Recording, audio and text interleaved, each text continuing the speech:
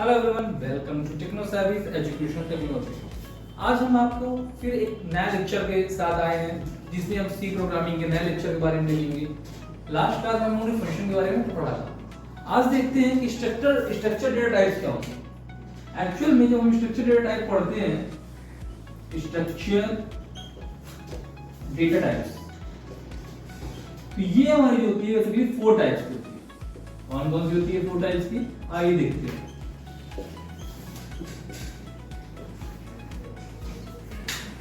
पहली होती है एरे, फिर हम पढ़ते हैं स्ट्रक्चर, फिर हम पढ़ते हैं union and last is string. ये 4 हमारे स्ट्रक्चर डेटा टाइप्स हैं और इसके बारे में हम वन बाय वन करके पढ़ेंगे। पहले हम देखेंगे कि एरे क्या होता है, फिर हम स्ट्रक्चर के बारे में समझेंगे, फिर यूनियन के बारे में समझेंगे, स्ट्रिंग के बारे में समझेंगे, साथ ही साथ इसका प्रोग्राम करेंगे। ठीक है,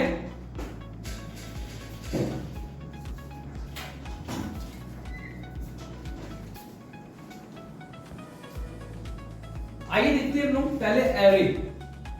एक्चुअल में एरे है क्या, एरे का मतलब क्या होता है।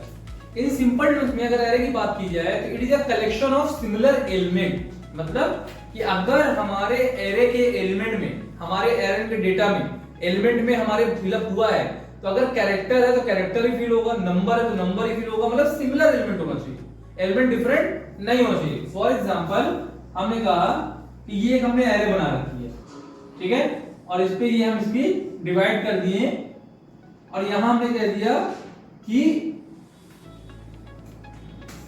15, 20, 30, 35, 36 ऐसे में नंबर बना रखा है। ठीक है, तो यहां जो नंबर है हम ये कह रहे हैं कि सपोज करिए कि a इक्वल टू ये हमारी बनी हुई है। इसका मतलब क्या हुआ कि एरे की जब भी इंडेक्सिंग स्टार्ट होती है तो वो ऑलवेज स्टार्ट होती है 0 से। तो इसको क्या कहेंगे, a0, a1, a2, a3, a4। अगर इसकी हम लेंथ की बात करेंगे तो लेंथ हमारी 1 2 3 4 5। लेकिन अगर एरे की बात करेंगे तो एरे की इंडेक्सिंग हमारी कहां से स्टार्ट होती है, हमेशा 0 से। और ये हमारा एरे के अंदर एलिमेंट भरा हुआ है। एलिमेंट हमारा सिमिलर डेटा टाइप होना चाहिए। डेटा टाइप अगर डिफरेंट हो जाएगा तो वो एरे में कंटेन नहीं होगा। ठीक है, ओके। तो एरे बेसिकली होती क्या है, एरे में हम करते हैं कलेक्शन ऑफ सिमिलर एलिमेंट। मतलब सिमिलर एलिमेंट का मतलब होता है कि डेटा टाइप सेम होना चाहिए। अगर इंटीजर तो इंटीजर डेटा टाइप की होनी चाहिए, कैरेक्टर तो कैरेक्टर होना चाहिए, फ्लोट है तो फ्लोट होना चाहिए। ऐसे सारे डेटा टाइप्स जो सेम वैल्यू होगी एक जगह एक एरे में स्टोर कर सकते हैं। एरे का जो बेसिकली डेफिनेशन होता है, एरे की हम लोग स्क्वायर ब्रैकेट के अंदर हम लोग एरे को बनाते हैं। स्क्वायर ब्रैकेट के अंदर हम लोग एरे को मेंशन करते हैं कितने बाई ये कहते हैं कि एरे बनेगी। एरे जब बनती है हमारी तो हमारी इंडेक्सिंग वैल्यू ऑलवेज स्टार्ट होती है 0 से। और इसमें हम लोग 2 तरीके के एरे पढ़ते हैं। एक पढ़ते हैं single dimensional array, single dimensional array, and second one is multi dimensional array, multi dimensional array. तो अब इसमें वन बाय वन हम देखेंगे कि single dimensional array, multi dimensional क्या होता है। सिंगल और मल्टी में डिफरेंस क्या है, पहले ये समझते हैं। सिंगल का मतलब होता है कि जहां सिर्फ रो हो या सिर्फ कॉलम एक हो, और मल्टी में हमारा रो कॉलम दोनों हो। फॉर एग्जांपल जैसे ये हमारा है, ये सिंगल डायमेंशन है। अगर इसी को हम ऐसे बना दें तो ये हमारा मल्टी हो गया। यहाँ क्या हो जाएगा, ये हमारा मल्टी डायमेंशनल हो गया और यहाँ वैल्यू कुछ भी फिल कर सकते हैं, इसमें कोई दिक्कत नहीं। ठीक है, तो यहाँ पर हमारा क्या हो जाएगा, ये मल्टी डायमेंशन हो जाएगा और ये हमारा सिंगल डायमेंशन होता है। ठीक है, ओके। आइए देखते हैं एक हम लोग सिंगल डायमेंशनल एरे का प्रोग्राम देखते हैं कैसे करते हैं। तो right a program to use of single dimensional array, single dimensional array। ठीक है, सिंगल डायमेंशनल एरे कैसे करते हैं आइए देखते हैं। जैसे प्रोग्राम लिख रहे हैं, पहले हमने हेडर फाइल लगाई as include studio dot H. फिर हमने मेन फंक्शन चलाया, आप इंटीजर भी कर सकते हो, कोई इशू नहीं है, ये मेन करना डायरेक्ट मेन चलाओगे तो चलेगा, ठीक है ना, ऐसे भी आप कर सकते हो। फिर इंटीजर ए, हमने ये देखिए यहाँ आई इसकी वैल्यू मान ली, क्या मान ली, या आई के साथ वैल्यू जनरेट कर दो। एरे कितनी है 5, एरे की लेंथ कितनी हो गई यहाँ 5 हो गई, हमने 5 यहाँ पर जनरेट कर दिया और कर दिया इंटीजर आई, एक आई मान लिया।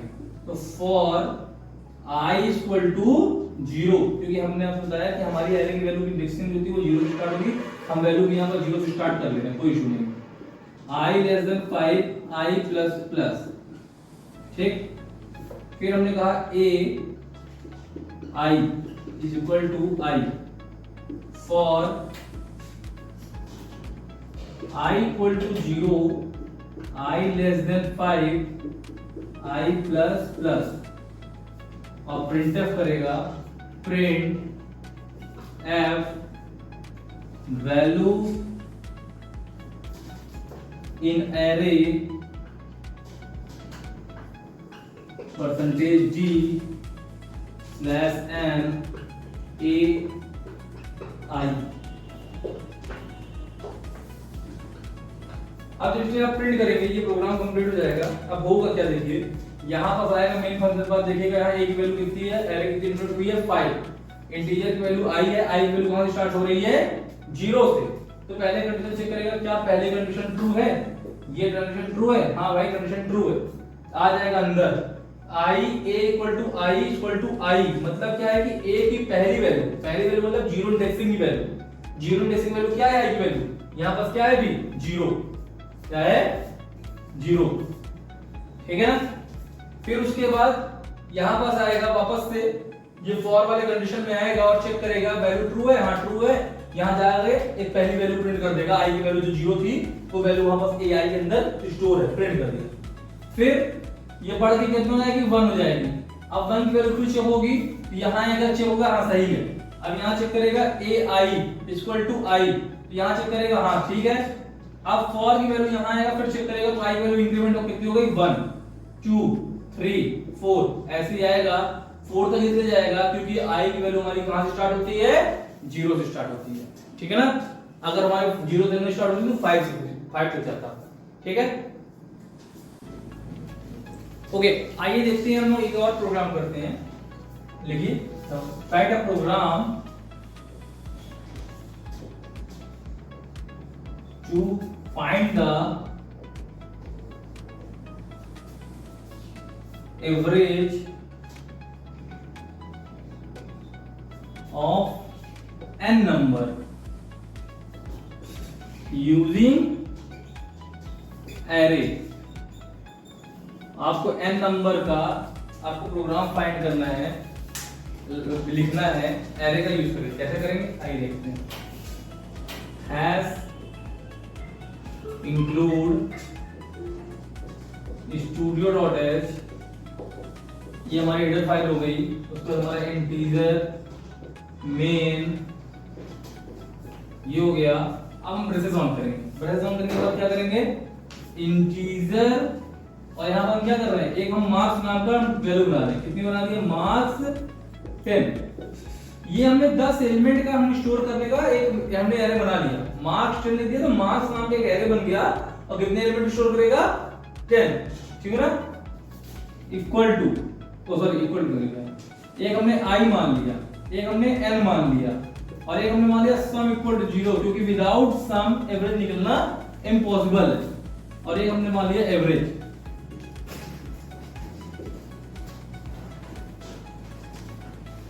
और यहां से निकल करना, ये सारा हमारा इंटीजर टाइप का। यहां क्या डिनोट कर रहा हूं, इंटीजर मार्क्स, मतलब क्या हो गया कि एक मार्क्स नाम का एरे है जहां 10 एलिमेंट हमारी स्टोर हो सकती है। अब जरूरी नहीं कि 10 ही कराओ, आप 5 कराओ, 6 कराओ, 8 कराओ, बाकी ब्लैंक रह जाएगा। एक i हमारा इंटीजर नाम है, इंटीजर i, इंटीजर n माना है हमने, सम की वैल्यू 0 माना है, एवरेज माना, क्योंकि विदाउट सम एवरेज निकलना इम्पॉसिबल है। अब आप प्रिंटफ करो, प्रिंट करके दे print f enter number of student, आप मार्क्स का इंटर करना स्टार्ट करो, नंबर स्टूडेंट का स्टार्ट करो फिल करना, ठीक है। स्कैनर इंडिया टाइप नंबर तो परसेंटेज डी, और कैसा है एंड एन नंबर में स्टोर करेगा। तो फॉर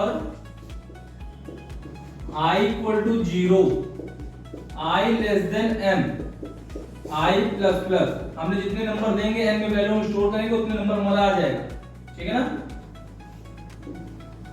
फिर printer enter number percentage G i plus 1, चाहे आप आई प्लस प्लस लिख दो, आई प्लस 1 एक ही बात है। इंटर के बाद फिर स्कैन एफ, आप यहां क्या लिखोगे परसेंटेज जी एंड मार्क्स, क्योंकि एरे को काउंट होगा, जितने मार्क्स आप लिखोगे उतने एलिमेंट आपको यहां पर बना के एरे देगा। तो sum equal to sum plus marks, और वैल्यू जो y की होगी वो वाली ऐड होगी। अब एवरेज का फॉर्मूला लगाएंगे, एवरेज